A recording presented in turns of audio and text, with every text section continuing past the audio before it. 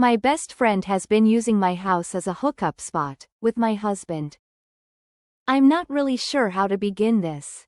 I never imagined I'd be writing something like this, and yet here I am, staring at my laptop at 3 in the morning, wide awake and completely gutted. I guess I should start with the basics. I'm 34, married to my husband for 7 years, he's 35. We've been together for nearly a decade. We met through mutual friends, clicked instantly, and built a life slowly but surely. Bought a modest home together, worked through rough patches, supported each other's careers. Nothing flashy, but it was real, or at least, I thought it was. And then there's my best friend, Leah, who's 33. We met in college. She was the roommate who turned into a soul sister. We cried over breakups, danced barefoot in dorm rooms, shared dreams over cheap wine. She was there when I met my husband. She was my maid of honor. She knew every detail of our relationship, our fights, our makeups, our inside jokes. I trusted her like family. So you can imagine what it feels like to say this. Leah has been sleeping with my husband. In my house. On my couch. In our bed. It didn't start with a dramatic revelation. It started with an odd feeling. You know that gut instinct people talk about? The one you ignore because you don't want to sound paranoid or insecure? Mine started flaring up about 6 months ago. Leah had recently gone through a breakup, and I offered her a place to crash while she sorted things out.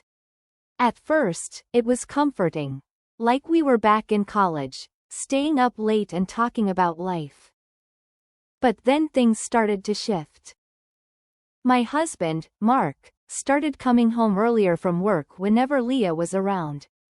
He started dressing nicer, collared shirts just to go to the store. I noticed them laughing together a little too hard at dumb jokes, lingering in conversation when they thought I wasn't paying attention. Still, I told myself I was being dramatic. Leah was my best friend. Mark was my husband. They'd always gotten along. Maybe I was being possessive? I almost gaslit myself out of my own intuition. But one day, I came home from work earlier than expected and heard footsteps. I assumed it was just Leah getting something from the laundry room, until I heard a thud upstairs, followed by whispering. My stomach dropped. I called out. The response was delayed. Then Mark's voice. Hey, babe. You're home early. I froze. Something wasn't right. I didn't confront them then. I just watched, listened, waited. That night, I dug out the nanny cam we used when my nephew stayed over. I never thought I'd use it to spy on my own husband and best friend. I felt sick setting it up. I tucked it between some books in the living room, angled at the couch. It wasn't even meant to capture anything, just a precaution to ease my nerves. But then, I couldn't stop myself. I got paranoid. Every time I stepped outside, I wondered what was happening behind my back. So I ordered 2 more cameras online, hidden ones disguised as smoke detectors, and installed one in the hallway, one in the guest room Leah was using. I know it sounds obsessive, but when you're living under the same roof as your betrayers, and something feels off, you start needing proof just to stay sane.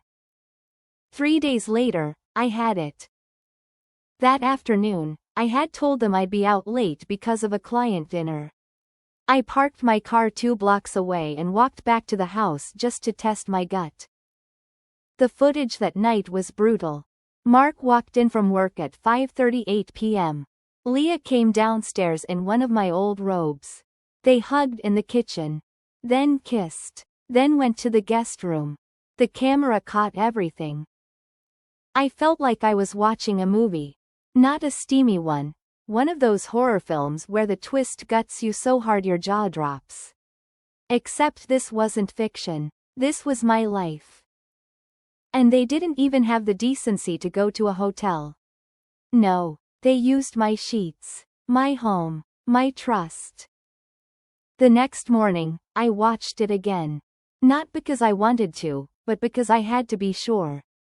I needed my brain to stop giving them the benefit of the doubt. That was the day I broke. I vomited. I shook. I wanted to scream but nothing came out. I ended up on the bathroom floor for over an hour, numb. But once the numbness passed, something else surfaced. Resolve. I copied the footage to a secure drive. I called out of work. I told my boss it was a family emergency.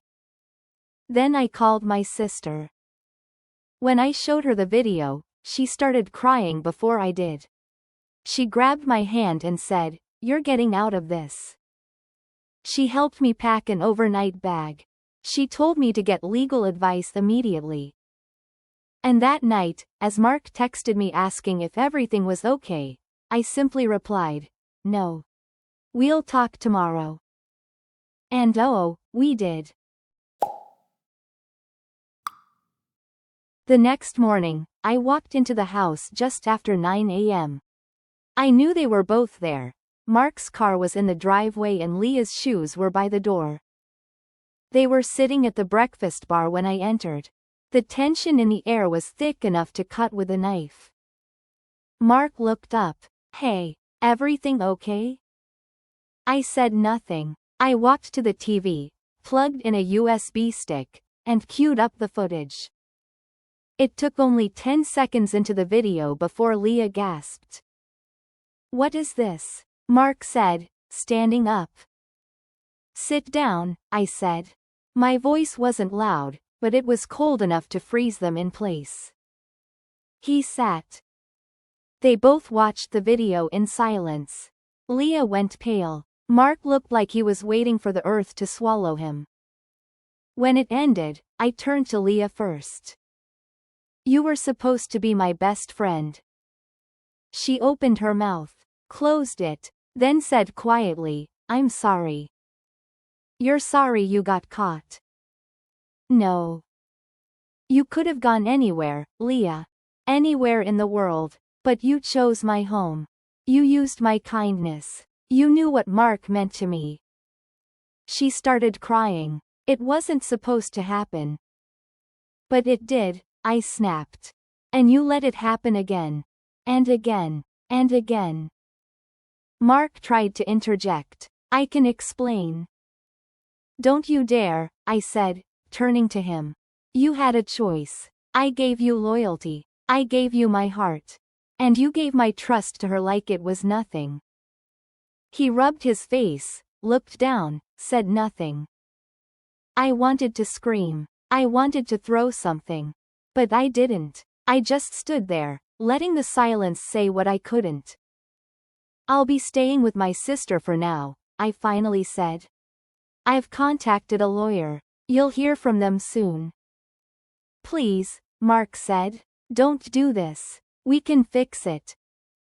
"Fix it?" I laughed. It was bitter. "You shattered it. Both of you did. And now you can lie in the pieces." Then I walked out.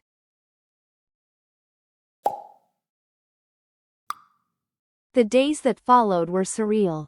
I stayed at my sister's place in her guest room, which she'd hurriedly cleaned out for me, still stacked with boxes and her old treadmill.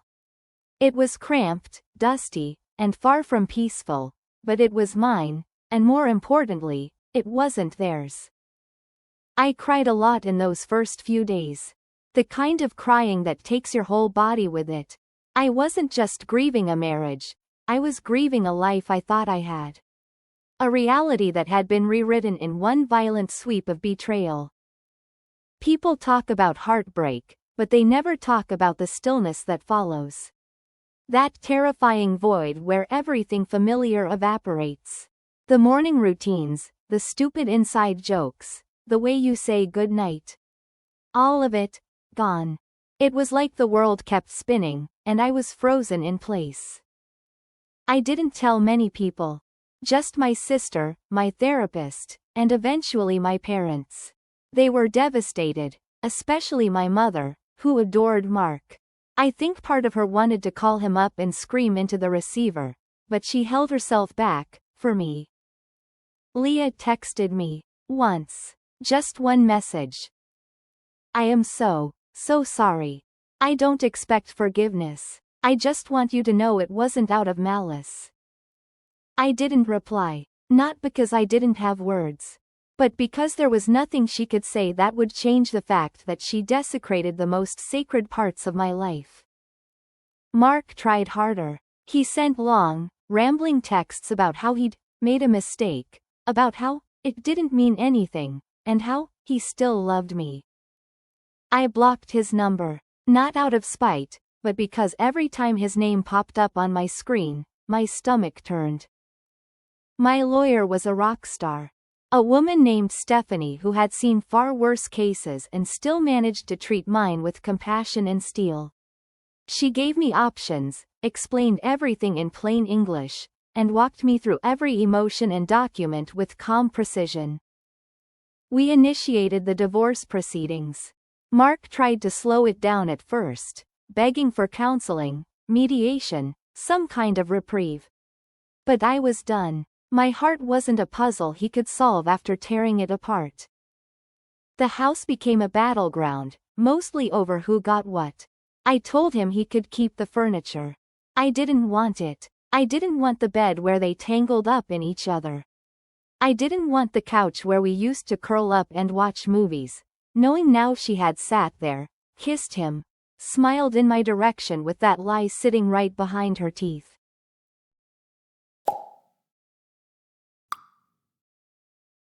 Therapy helped tremendously. I started going weekly. Sometimes I just sat there in silence.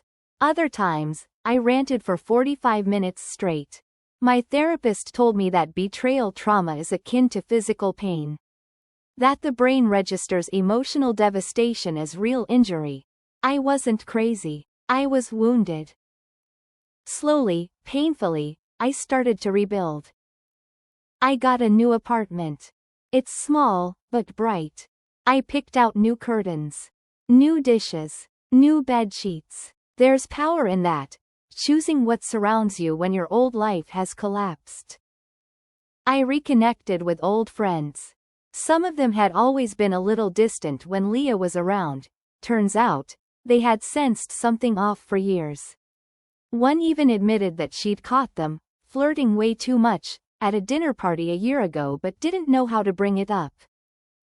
It didn't make me feel better, but it did make me feel seen.